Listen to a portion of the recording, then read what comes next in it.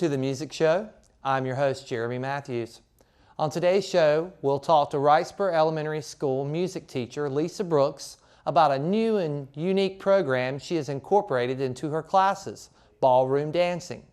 She will tell us about how the program started and share some of the benefits that it has been having on her students. Then Ms. Brooks and one of her former students, Trey Blanton, will give us a brief lesson on some of the basics of ballroom dancing.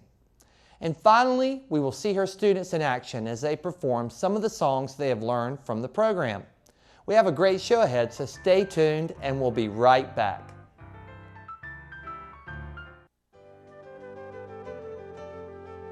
Edgar Allan Poe led a troubled life plagued by poverty and the loss of the people he loved. Despite his problems, Poe produced a large body of work including short stories, essays, and poems.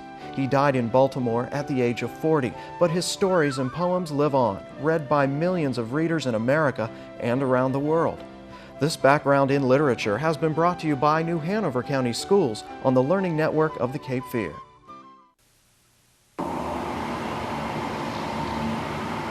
This is Jack Thomas. Today, someone almost brought Jack something to eat. Someone almost drove him to a shelter. And someone else almost brought him a warm blanket. And Jack Thomas? Well, he almost made it through the night.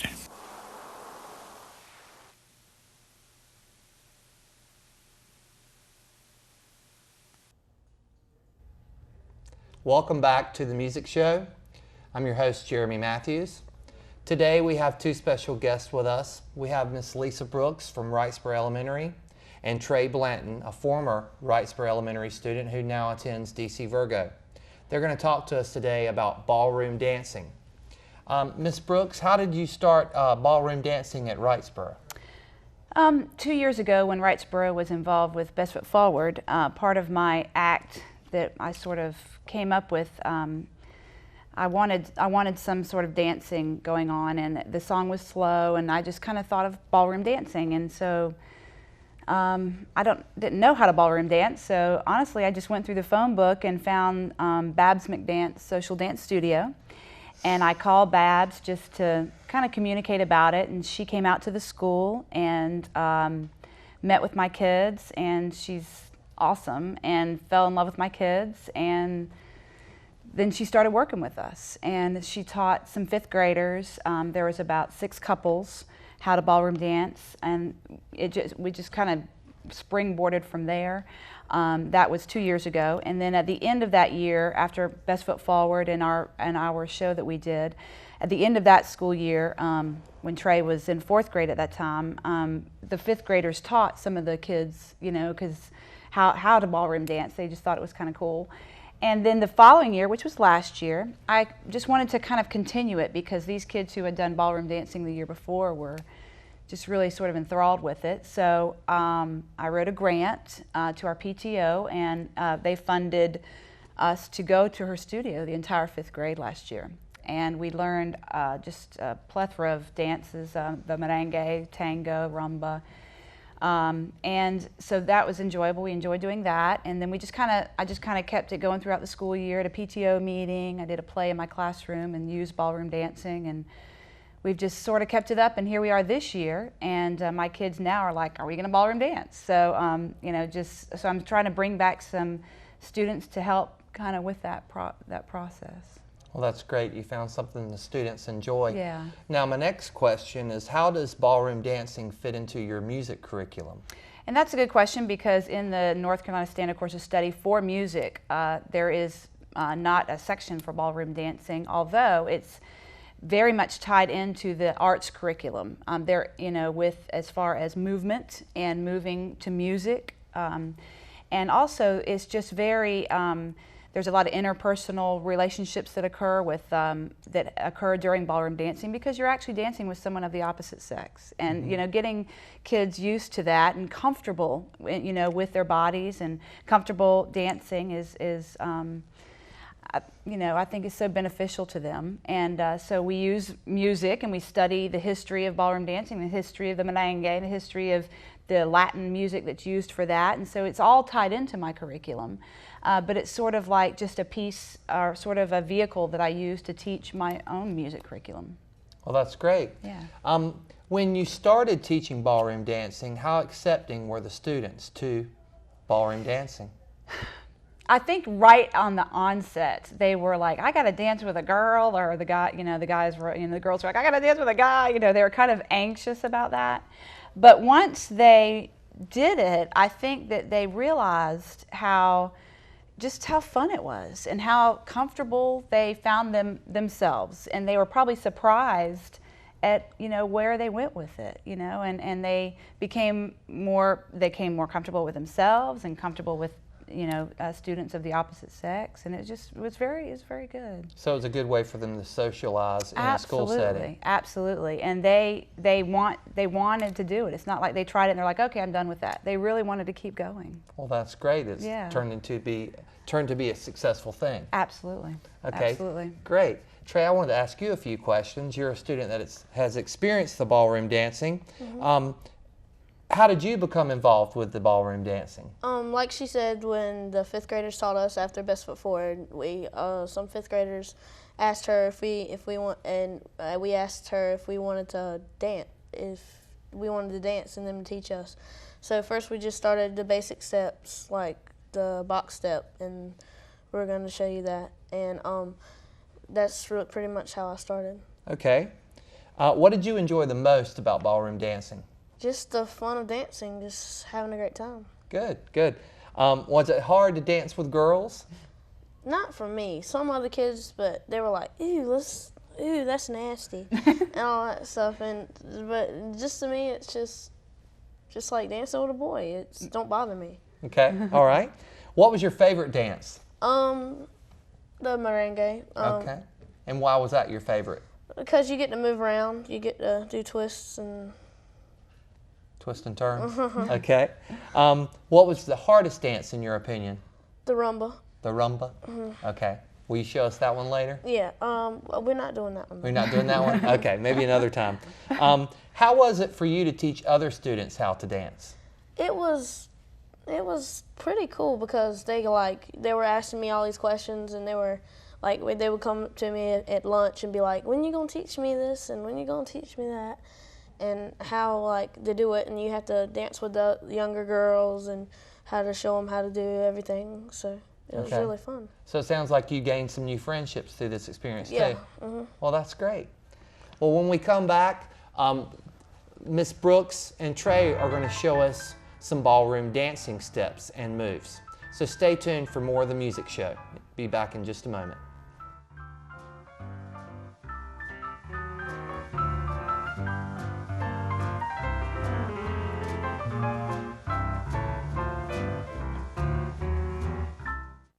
I wish I could go back when I didn't need someone to do my hair, back when I could still say my husband's name, back when I could have called 911 but didn't, back when I first felt the warning signs of a stroke but did nothing. I wish I could go back, but I can't. With a stroke, time lost is brain lost. At the first warning signs, take action immediately. Who was president? The years 1989 to 1993. As a Navy pilot, he won the Distinguished Flying Cross. During his administration, the Cold War ended. He sent troops to invade Iraq. If you guessed George Bush, you're right. He was the 41st President of the United States. This presidential pop quiz has been brought to you by New Hanover County Schools on the Learning Network, Time Warner Cable Channel 5.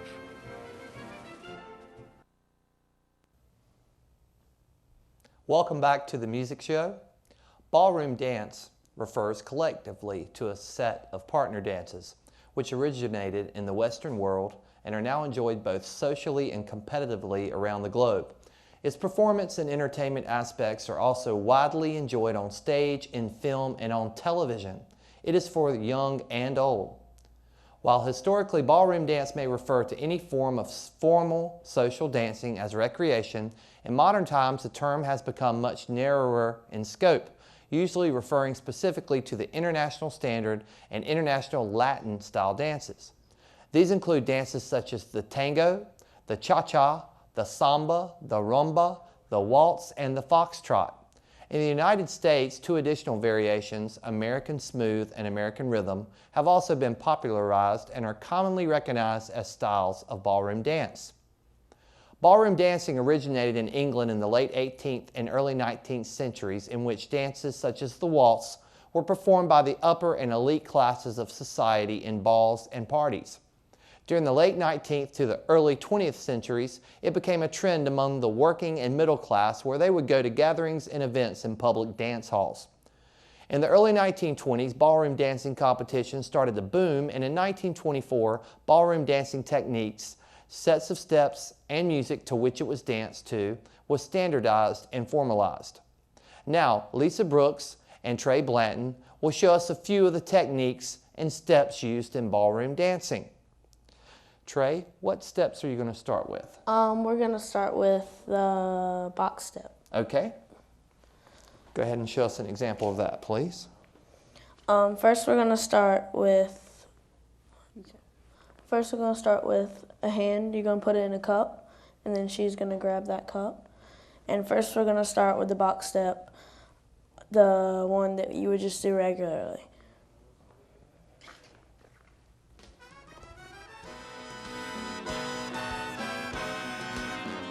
And the next one we're going to do with if you were going to do it in a dance, smoothly.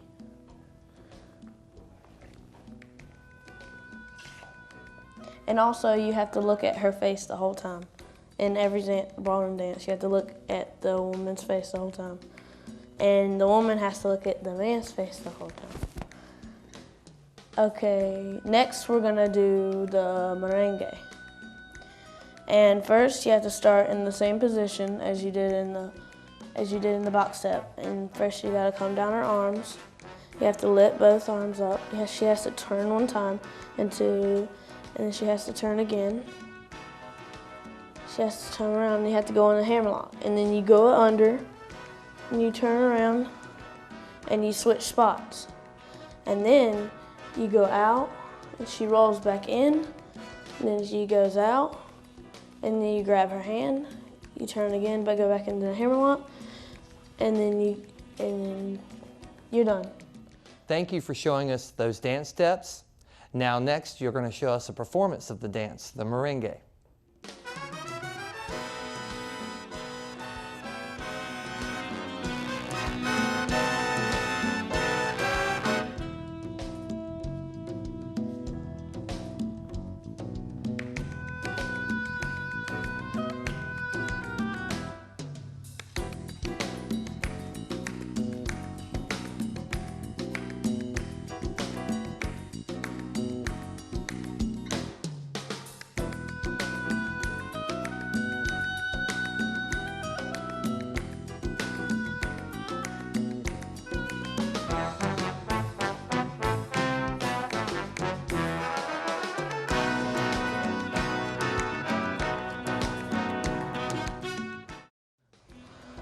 Okay, next we're gonna do the tango. First you start in the same position, but the girl goes back on her right foot, and then she goes back on her left foot. And this dance is done in a circle. And you have to make your arm, you can't be like this like in the merengue, you have to have your arm just like this, up against each other.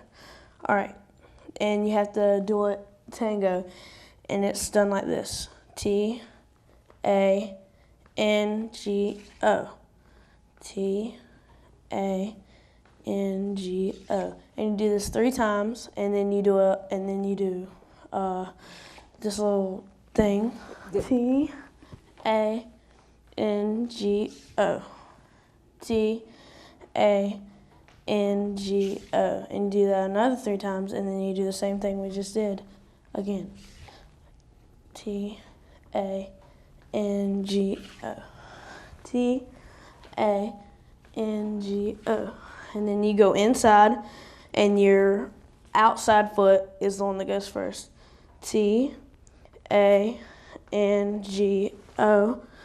T-A-N-G-O. N G O, and you do this 3 times. T A N G O. T A N G O. T A N G O. And then she turns around and she's ready again to start all over. And you do that, and then you do that again, and then you go inside again, and then at the ending, we're gonna go out. She's gonna go back in, and that's gonna be our ending. Thanks for showing us the steps to the tango, and now if you don't mind, would you please demonstrate the tango?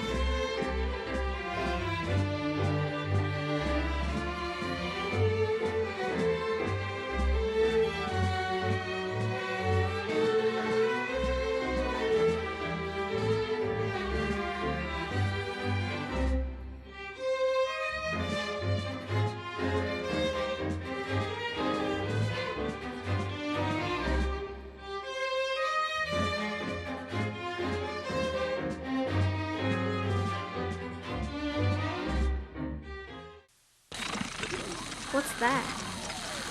I don't know. Something I kind of made. Ooh, what's it do? What do I do? Well, thanks for asking. I ring my bell and I like to dance. What do I do? Well, thanks for asking. Ow! Yeah, it still needs a little work.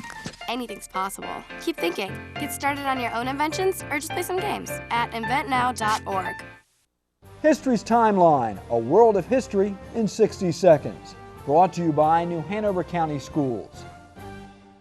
43 BC, Caesar's heir Octavian, Mark Antony, and Marcus Lepidus formed the second triumvirate to rule Rome. 37 BC, Mark Antony takes Cleopatra as his second wife. 32 BC, Octavian declares war on Antony and Cleopatra. 31 BC, Antony and Cleopatra's fleet is defeated by Rome. 30 BC, Octavian declares Egypt a Roman province. Antony and Cleopatra commit suicide. This has been History's Timeline, an educational snapshot of the fascinating people, places, and events that have shaped our past.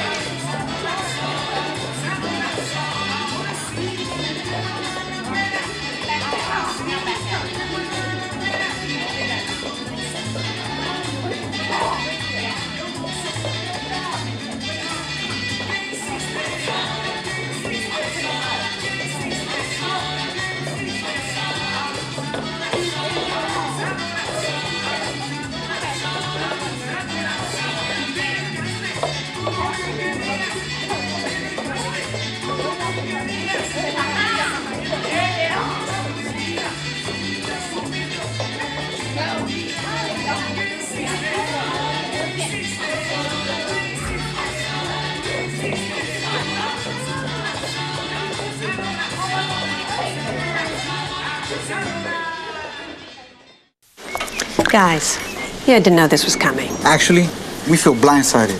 We just weren't expecting you to block us. Well, after last week's episode, what am I going to do? There are children in this house, Marcelo. You tell me you're all going to go straight and start acting like kittens? Stop shivving each other in the prison yard? Shanking. What? It's a verb. To shank. Look, I'm not asking you to change your ways. I'm just blocking you so the kids can't see. Now, who wants lemonade?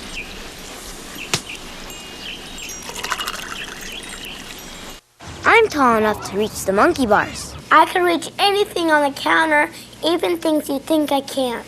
I can understand everything you S-P-E-L. I'm the tallest kid in my class. I'm getting pretty big, but to help me survive a car crash, I still need you to give me a boost. Until they're 4'9", use a booster seat in the car and don't let them down. Thank you for tuning in to the Music Show, and come back next time for more information about music.